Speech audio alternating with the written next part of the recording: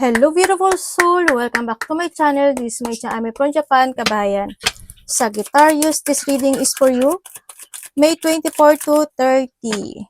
Maraming salamat muna sa mga subscriber, new subscriber, cross-watcher. As mga bagong pasok dyan, welcome na welcome kayo sa bahay ni Ate Aimee. Salamat din sa nakataba ng puso ninyo mga comments, sa mga nag-like, nag-hype ng aking video, sa inyong lahat. God bless you all. Sa mga nagpa-personal reading, marami pong salamat. Kung gusto niyo na energy niyo lang talaga, gusto niyo makuha natin, all the details is in description below. Pakicheck na lang or message me sa Facebook, tayo ng angels numbers mo. Same lang din naman dito. Gawin yung guide, yung mga warning hindi yung negative. It's a warning. I-reverse nyo, hindi yung tatalon kayo doon sa pangyayari, okay? Kaya kayo bibigyan ng warning para maiwasan nyo yung mga dapat maiwasan. Para kay Sagittarius, vice versa tayo. Energy reading, general reading tayo. Uy. Uy.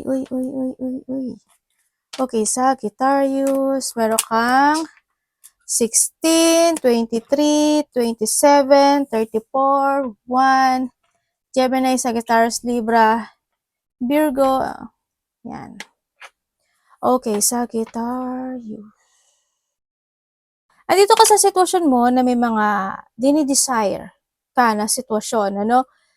Na gusto mong aksyonan o may mga bagay ka na gusto mong panindigan pero nagkakaroon dito ng delay, maari, ano, o kaya naman nahado sa point na nagkakaroon pa ng challenge dun sa bagay na yun. Or sa iba sa inyo is nagkakaroon kayo ng limitasyon para gawin o i-pursue yung bagay na yun. No? Iba dito, challenge yun, ha? Yun. Kumbaga nahado yung point na you want to structure some aspect of your life, pero nadidelay ito kasi may challenge sa pinagdadaanan.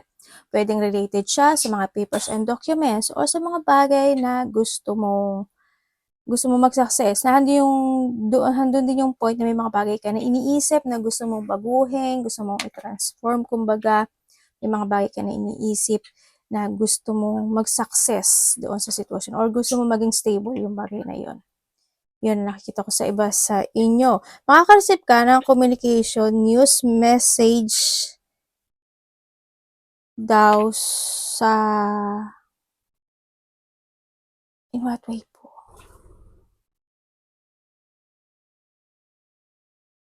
Makaka-receive ka ng message, news, sa isang tao na may pinagdadaanan na sadness. O pwedeng may problema siya, pwedeng basta may pinagdadaanan siyang worrying or stress situation. Yun na nakikita ko dito. Hindi ko alam kung ano yung connection niya sa'yo. Pwedeng hihingi siya ng pera, hingi siya ng tulong, or kukonect lang siya sa'yo. Pwedeng nahadon sa point. Baka naman may mga bagay na ikaw naman ito sa kanya, no? Vice versa kasi siya. Pwedeng ikaw ito sa kanya na mayroon kang problema, then hihingi ka ng tulong or hihingi ka ng suporta, pwedeng naandun sa point na yon. Vice versa tayo, yun ang nakikita ko sa iyo dito. And then also, ang nakikita ko sa iyo dito is merong mga kaba, nervyos situation ako na nakikita sa iyo, or pwedeng pagkabalisa ito no, sa iba. Ganun ang nakikita ko dito. Kasi may mga bagay ka na gusto mong i-progress, may mga bagay ka na gusto mong hinihiling mo, mga ganun. Yun na nakita ko. May mga documents ako na nakikita sa iyo, Sagittarius. Hindi ko alam kung makaka-receive ka or may mga papers and documents na dapat mong asikasuhin, inaasikaso mo, or pwedeng dun ka nagkakaproblema, no? Yan, mga dapat asikasuhin. Kung sa aspeto ng buhay, pwedeng sa business, finances, kaperahan, negosyo, yan, mga ganun situation. And then also, iba sa inyo is you will receive something, parang pera, parang blessing, parang ganun, or may mga gain of wealth and abundance din sa iba. Siguro sa iba sa inyo, meron kayong inuumpisahan or umpisahan na sitwasyon and then dun yun yung marireceive nyo. Pwedeng naandun sa point na yun, ano? Kasi iba sa inyo, may mga gagawin daw kayo ng mga activity or doing something new or may aasikasuhin or aayusin kayo, parang gano'n. Yun ang nakikita ko sa iba sa inyo. But dito may mga para may mga speech or may mga ira-write na situation. Also, communication is coming. Tulad ng sabi ko kanina, may communication.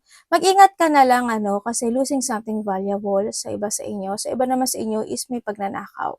Maraming ibig sabihin ng pagnanakaw, Pwedeng pagnanakaw na idea, identity, pagnanakaw ng kung anong mga mahalaga sa'yo, kumbaga, nandun sa point na yun, no? And then also is yung hinihiling mo this time, o kung may hinihiling ka man, hindi pa siya ngayon, may konting delay kasi ako na nakikita na sa'yo na magaganap. Pwedeng yun yung hinihiling mo o yung inaasam mo, may delay. O kaya naman sa iba sa inyo is may mga delay, madidelay, or i-delay o ipagpapaliban na sitwasyon. Sa iba ganun. Ha? Yun. Sa iba sa inyo, may makikilala kayong mga bago. May makikilala kang bagong tao. Or makakasalamuha ng bagong tao, parang ganun. Yun ang nakikita ko sa iyo. And angel numbers, baka nakita ka ng mga angels numbers, or repeating numbers, or connected sa iyo itong mga number na ito. Uy, we have the 0808552002 and 2323. Changes is coming. No? The ending and the beginning, and also, this is a take action kasi ito, no? For a change kasi ito ni end of a cycle. May mga situation na you need to try to make it balance na kailangan mo na rin talagang i-release, success and wealth. And sabi nga dito, what goes around comes around. Ibig sabihin, kung ano yung pinunla mo, yun yung aanihin mo. Kapag gumawa ka ng mabuti, yun, ay mag-ingat pala kayo sa daga. Diba palagi ko naman sinasabi sa inyo, mag-ingat kayo sa daga. Kung may mga daga sa bahay nyo, ingat kayo. May mga fish ba kayo? Nasa mag-ingat kayo sa daga. O baka may mga horse kayo, di ba? Yan nakita ko dito. Pero may mabilisang magaganap sa iyo eh. Hindi ko alam in what way, pero merong biglaang mangyayari in some aspect of your life. Yun ang nakita ko.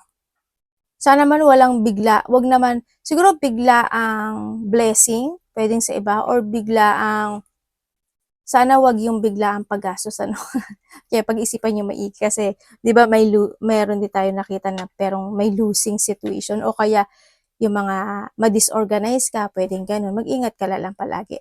Yun na nakita ko di sa iyo, and may mga depression, stress, may mga pag-iisip na pwede maka-stress sa'yo, maka-depress sa'yo, yun. Kailangan sa'yo talaga is mag-action, no? And speak out din, ang sinasabi rin dito, and be creative. May calling ka ha, Sagittarius, kaya wag mo i-ignore lahat ng red flag, ng mga sign na makikita mo, kasi you have a calling. Pag nakita kayo ng mga repeating numbers, ibig sabihin, your guide is trying to connect sa'yo kasi mayroon siyang mensahe na gustong iparating sa iyo. Okay? Meron kang 0808, swift action. Wealth, empathy, promises. Promises also, becomes sa promises sa sarili mo din. You need to promise sa sarili mo, okay na mag-a-action na ako, na ilelet ko to, na i-release ko to, na i-complete ko to. Mga ganon. Commitment, affection, inner strength, auspicious outcome. You will enter a time of expansion. So, begin taking step toward achieving your ultimate objective. Ano ba yung objective mo? Ibig sabihin yung layunin mo, immediately. Pag nag-step up ka, at nag-action ka, ba't ko ba gagawin to? Ba't ko ba i-release to? Bakit ba ako maghahakbang ng isang hakbang? Para saan? Para ano? Dapat ba? Kailangan ba? Makakatulong ba? Pag-isipan mong maigi ha. Kasi 0808 is a meaning of the choices is always available is in yours.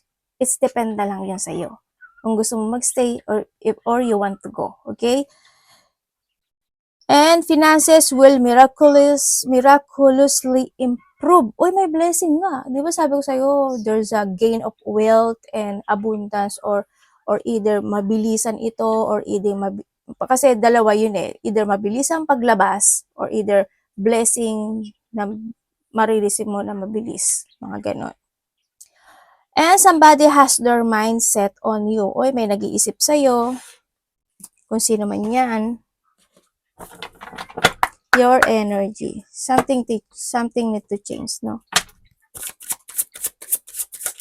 Energy ni Sagittarius. Kung sino yung unang pumasok sa isip mo na nag-iisip sa'yo, yun na yun.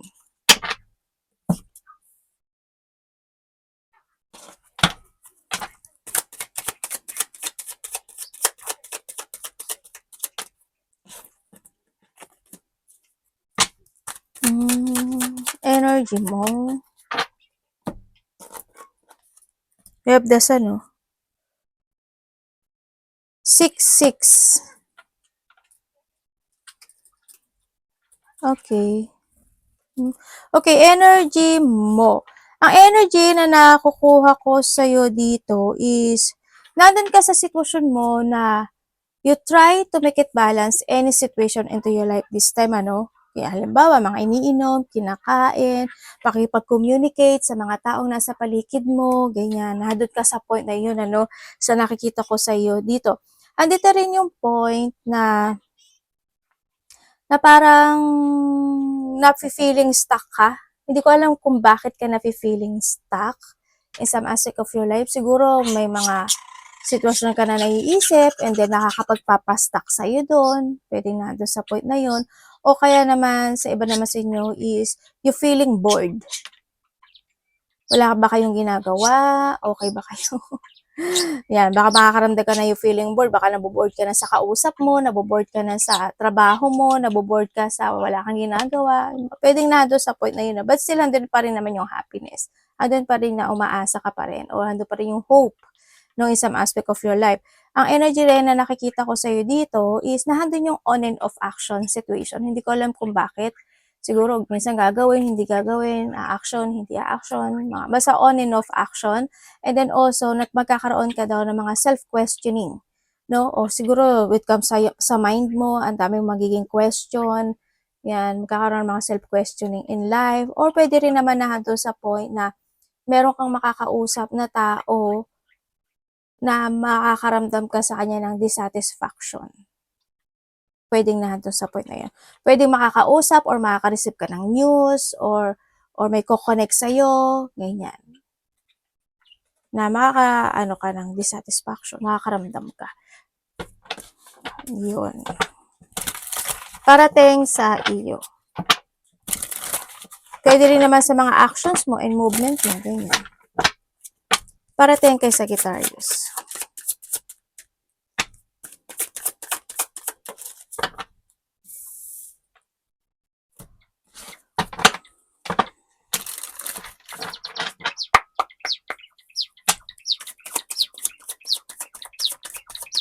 Parating po.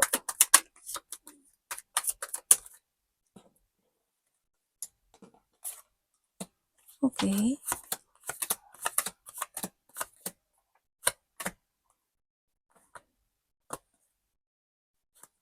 Uy, may devil ka, oh. Tingnan natin. Okay, parating sa iyo. Mag-ingat ka. Mag-ingat ka sa mga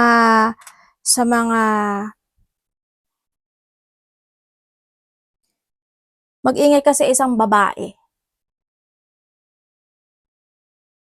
Yun na nakikita ko dito. Basta babae yung nakikita ko.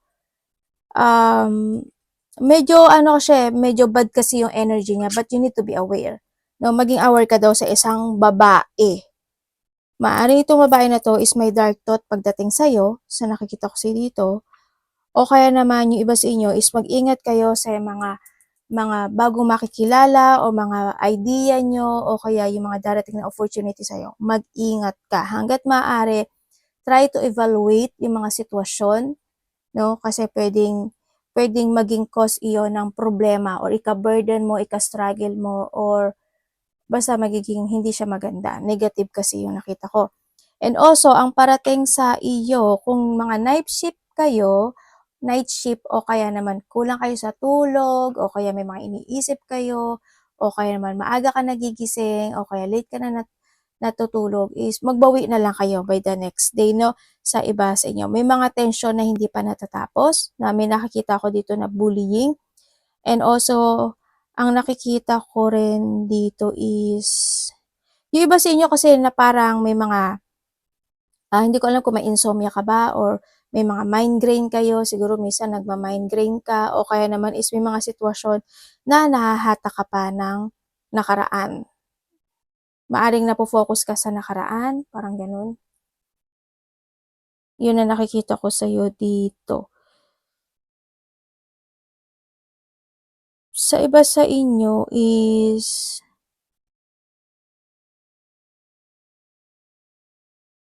merong someone want to commit.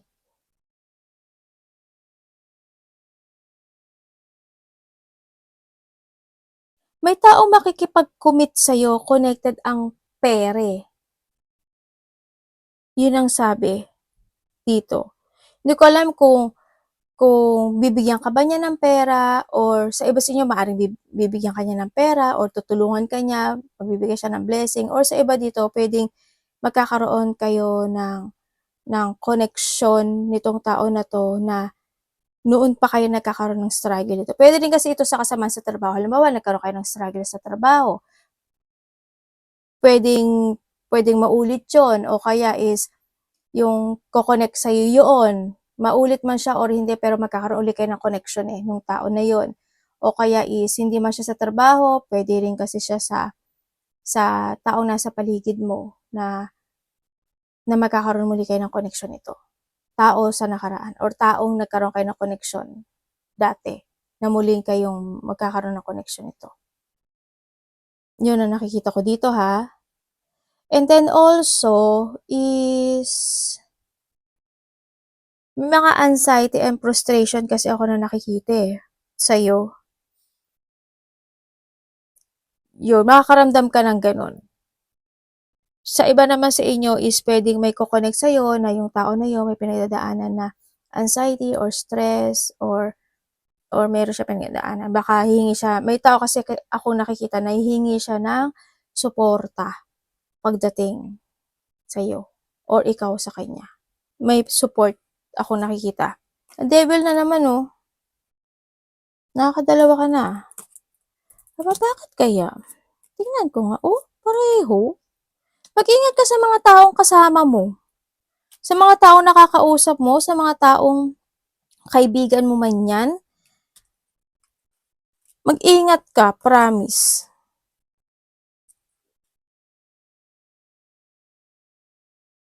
Universe, bakit niyo siya pinag-iingat?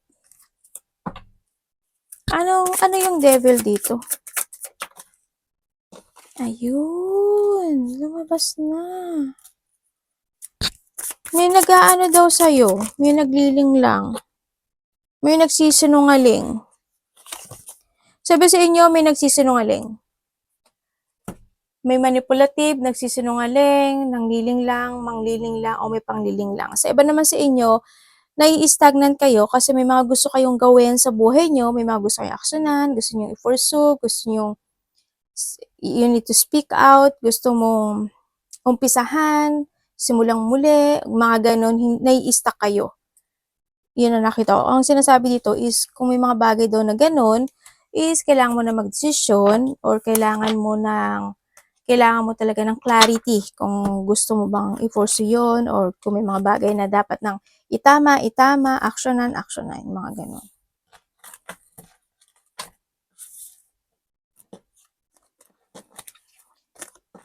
May mga gusto kayong gawin pero hindi nyo magawa. Bakit? Nai-stuck kasi yung energy. Kaya andito pala si swift action tsaka si change. Kaya pala siya lumabas. Okay, dapat mong iwasan, Sagittarius. Dapat iwasan na Sagittarius. Umiwas kayo sa mga tao na mga sitwasyon o tao na nakapagpapatoxic sa'yo. O kaya mga sitwasyon, place, sitwasyon.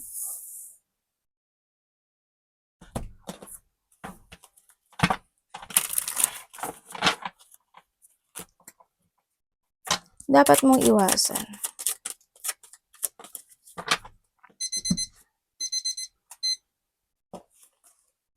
Ay, mag-ingat pala kayo, no, sa guitar. Kasi may nakita ako kanina na, hindi ko alam kung sumasakit ba batok mo, balikat mo, likod mo, balakang mo, basta bandang likod parang masakit. Parang may pananakit. Ingat na lang kayo sa inyo, ha. Okay, dapat mong iwasan. Iwasan mo, yung mas stagnant, syempre. Iwasan mo mas stagnant. Do everything. Kung feeling mo nabobored ka na talaga at parang paulit-ulit na lang ang buhay, alam mo yun, gumawa ka ng mga new thing. Gumawa ka ng ikaka-refresh mo. Gumawa ka ng ikaka-busy mo kung gusto mo. 'Di ba? Minsan lang naman din ang buhay, 'di ba? Yan, magplano ka. Okay, and then also is iwasan mo yung mga bagay o sitwasyon na pwede ka ma-stagnant, ma-trap, ma-stuck, o kaya is yung mga bagay na pwede mo ika-frustrate, ika-stress, tulad ng sabi ko kanina, yan, umiwas ka, o huwag ka makitambog sa mga tao na pwedeng gumawa ng mga ganon, o kaya yung mga ganong sitwasyon, tatambog ka pa, wag na.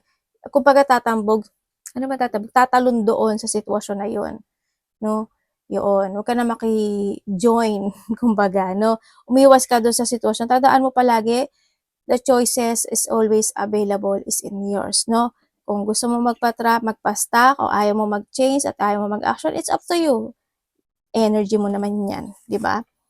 Yan. Yun ang sinasabi dito. And then, syempre, is, kung may mga bagay na need to close, gawin mo yun. Yan. Iwasan mo na ma-imbalance ka. Iwasan mo na yung mga sitwasyon na bahala na, mga ganyan. Make a plan, no? Ang sinasabi dito.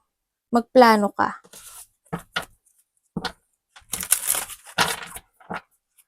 Love, kapatid, anak, magulang, karelasyon, kaibigan, pamilya, Sagittarius in love. Please show me.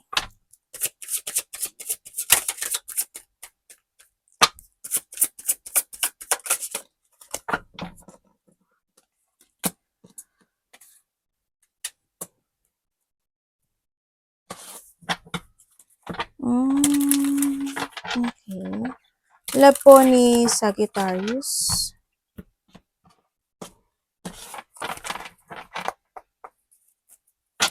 Energy reading, vice versa. Sagittarius in love.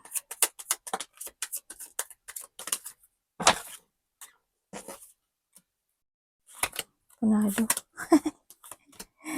Inyak. Ganito. Okay. Okay, kung ikaw is single. Kung single ka, kung may nakakausap ka na, or may makakausap ka. Pero bakit ganito? Hindi maganda yung energy. Kasi ang nakikita ko sa iyo dito energy is hindi kayo. Tapos may darating. Pero yung darating na ito, either itong darating na ito is makasarili or sakim or may nililihim.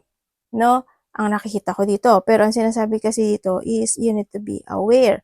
Ang iba naman sa inyo is may makikilala kayo sa isang events, or parang celebration of may parties, parang ganon. Akong nakikita dito. Iyon ang nakikita ko, ha.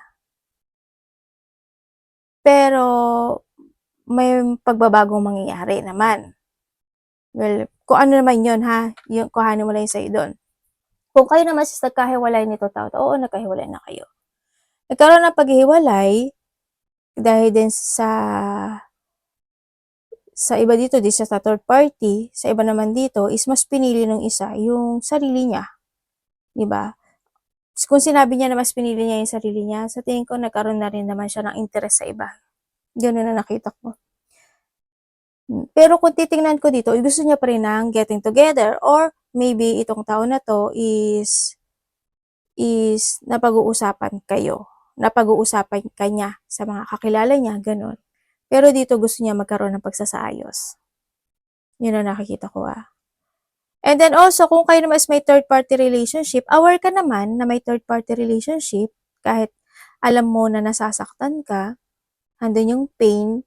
Pero ang nakikita ko sa inyo parang pareho na rin kayo nagkakaroon ng interes sa ibang tao, eh, 'no, yung iba. Yun ang nakikita ko dito. Yun nga lang parang siguro you still holding na lang din or both of you still holding this connection. Well, nasa sa inyo naman yan. Kung kayo naman is walang third party relationship, handle yung awareness pagdating sa feelings ng isa. Ikaw ito sa kanya or siya ito sa iyo. You try to make a balance itong connection na ito. Handle din yung magaling din naman makitungo yung isa sa inyo. Sa walang third party to, handle yung love, syempre. And then also is pwedeng busy rin kayo yung isa.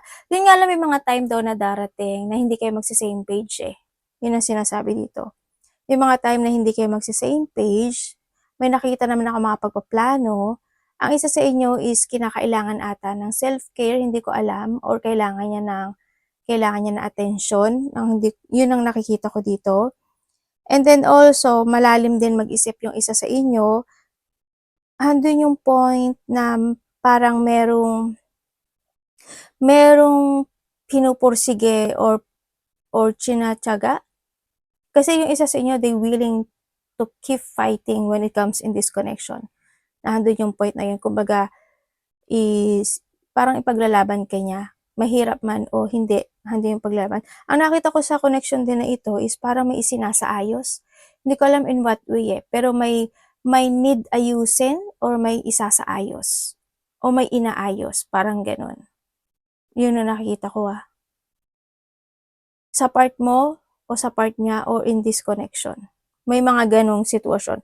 When it comes to happiness, yes, there's unhappiness ako nakikita sa inyong dalawa kasi meron akong celebration na nakikita sa inyo. Hindi ko alam kung rin nyo ba, may isi-celebrate ba kayo, may mga parties, event ba, or may mga mangyayaring kasiyahan daw.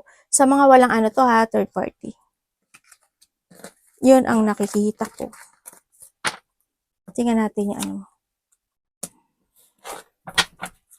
Sa iba sa inyo, baka may mga union, mga ganyan, getting together. Money ni Sagittarius. Baka may mga mag-chill-chill.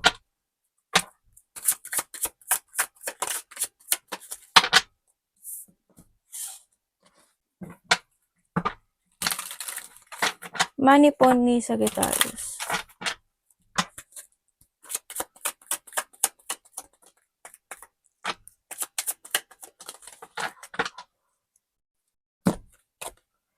Okay, pagdating sa money mo, money ang trabaho to ah. Sa money ang trabaho mo, ang nakikita ko kasi sa'yo, Sagittarius, at yung nagsasucess ba? Hindi pa naman. Hindi pa naman. May blockage ka kasi sa nakita ko, and yun yung mga dapat mong i-fix, no? Sa nakita ko. Sa iba sa inyo, baka meron kayong mga unfinished business, o kaya may mga dapat pang bayaran, o may mga nakapagpapa-hold pa sa inyo sa nakaraan, baka may mga nangutang, pwedeng ganun din yun. Sa iba sa inyo,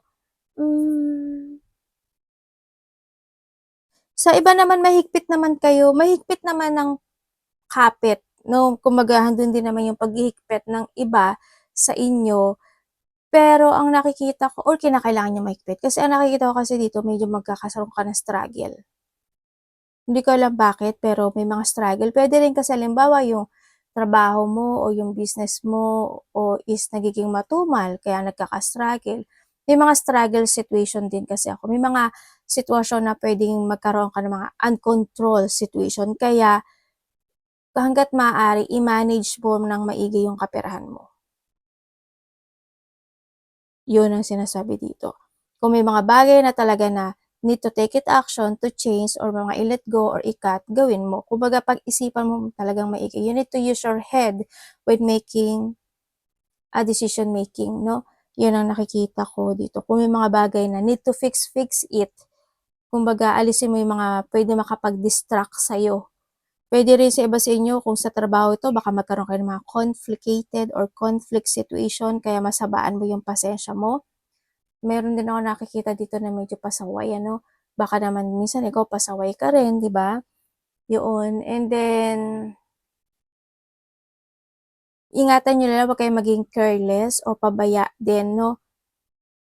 'Yun ang nakikita ko dito. Pero dito kasi sana kasi dito sa sitwasyon mo meron ka daw pagsisisihan. Sa iba ha, sa iba. There's a situation na puwedeng magsisi ka o pagsisisihan mo pagdating sa trabaho or pera. Tapos yung iba sa inyo may mare-reveal, something revelation, may mare-reveal na situation. Halimbawa, may nagsisinungaling, may dinadaya ka ng company mo o kaya may tao na nagsisinungaling siya para lang makahingi sa'yo, yung mga gano'ng sitwasyon, basta may nagsisinungaling. Sa iba sa inyo baka may mag-confess sa'yo, 'di ba? Connected ang pera or trabaho, ganyan. Pero mag-ingat pa rin kayo ha, mag-ingat kayo talaga pagdating sa kaperahan. Well, pera niyo naman 'yan, hindi naman sa'kin. Arigatou namaste, God bless.